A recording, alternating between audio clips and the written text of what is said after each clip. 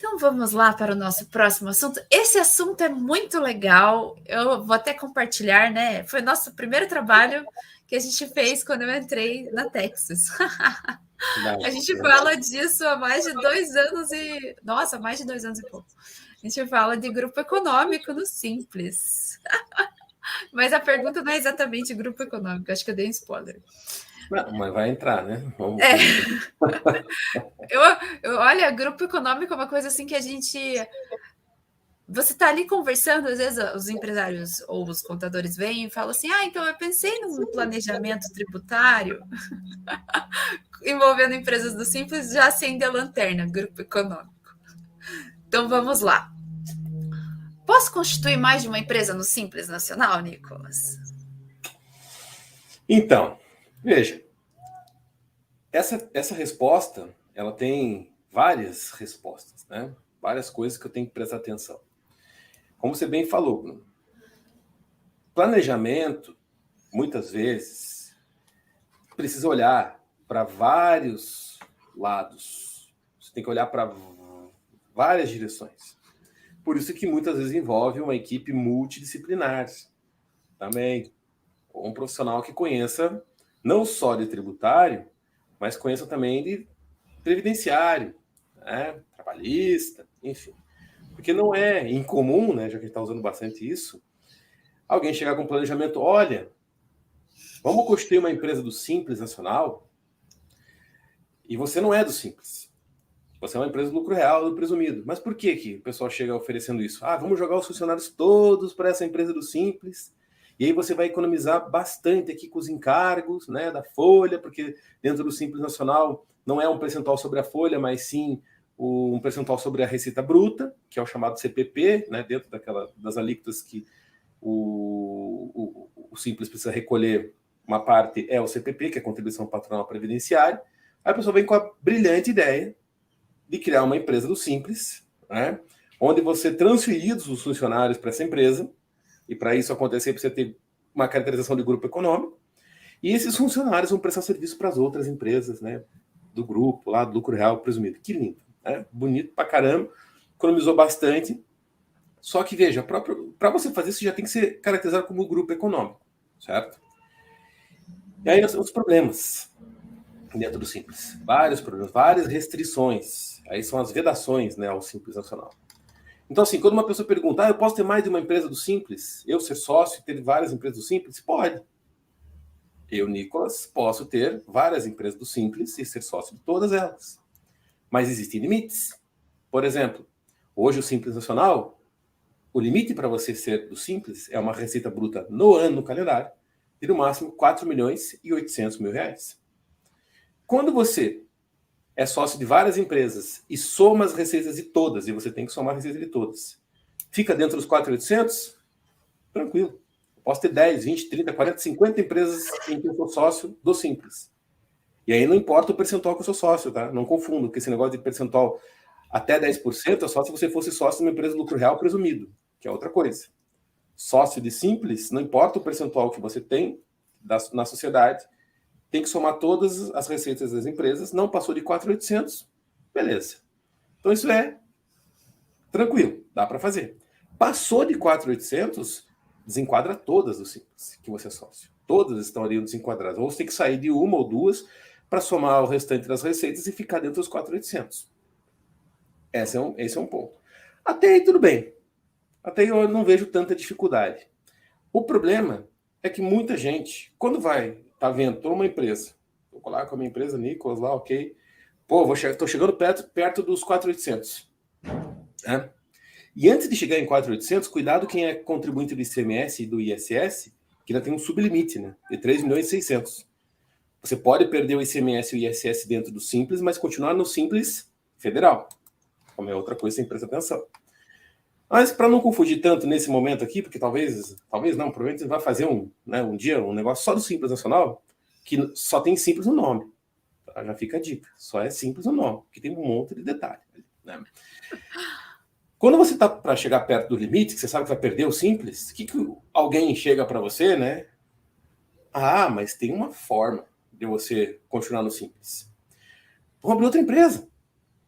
Aí você coloca essa empresa no nome da tua mulher, do teu filho, né, do teu cunhado. Não sei se é um bom negócio, né? Vou botar em nome de família, mas, né? Você faz. Você faz, né? Você coloca lá uma outra pessoa, pô, legal, porque daí você pulveriza a receita. Imagine que você tem uma empresa que trabalha lá com venda de calçado, aí você abre uma empresa igualzinha, do ramo de calçado, e a tua esposa é sócia.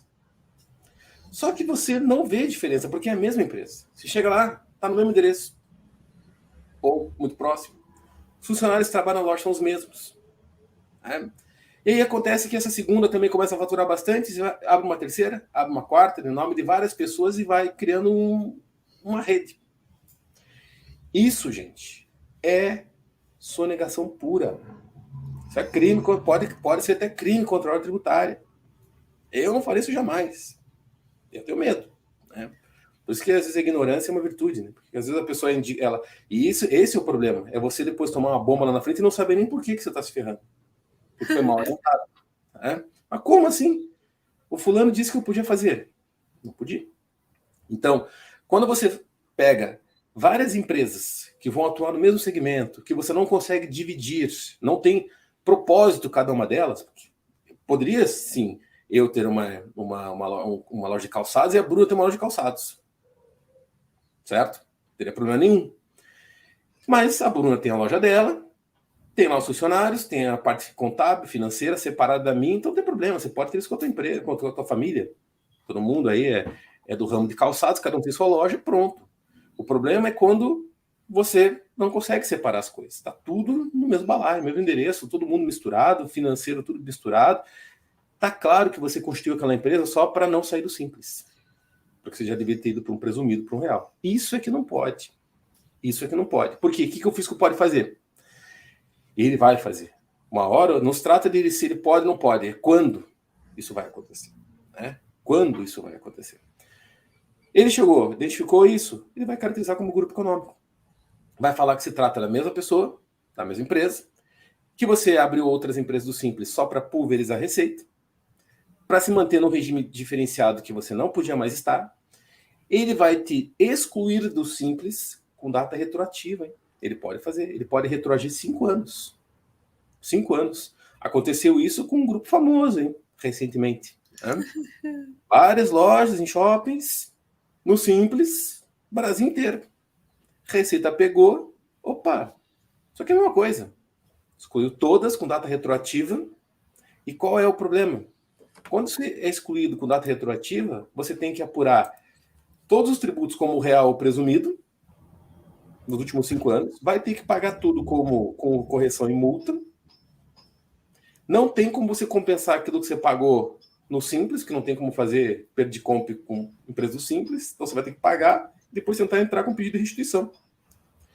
Sem contar as obrigações acessórias, que você não entregou enquanto você era Simples, vai ter que entregar como normal, e as multas são pesadas, né? A gente já falou sobre isso, né? As multas aí, que EFDs que você tem, são pesadas. Resumindo, pode te quebrar, né? Pode te quebrar. Pode, assim, vai acabar com o teu ano, pelo menos, né? Vai estremecer bonito o negócio. Então, esse negócio de abrir várias empresas do Simples Nacional só para não perder o Simples, tem que tomar muito cuidado. Tem que tomar muito cuidado. E aí, voltando para aquele primeiro ponto, tá? Prometo que eu vou ser rápido aqui. Quando você abre essa empresa do Simples, coloca todos os funcionários lá, você já está dizendo que é um grupo econômico. Né? Já está dizendo. Aí você abre o nome de uma outra empresa, de uma outra pessoa, para não dizer que não tem vinculação com o sócio aqui. Beleza. Só que essa empresa do Simples está com todos os funcionários que prestam serviço para outras empresas. Periodicamente, com habitualidade e provavelmente com subordinação. Sem entrar no mérito aí trabalhista, sem entrar nesse mérito trabalhista, nós temos também uma questão de estar prestando serviço mediante cessão de mão de obra.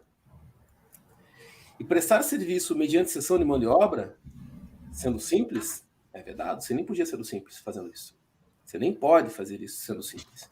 Então, você poderia até ter uma empresa, que eles chamam lá de empresas que vão prestar serviço para outras, mas não pode ser do Simples.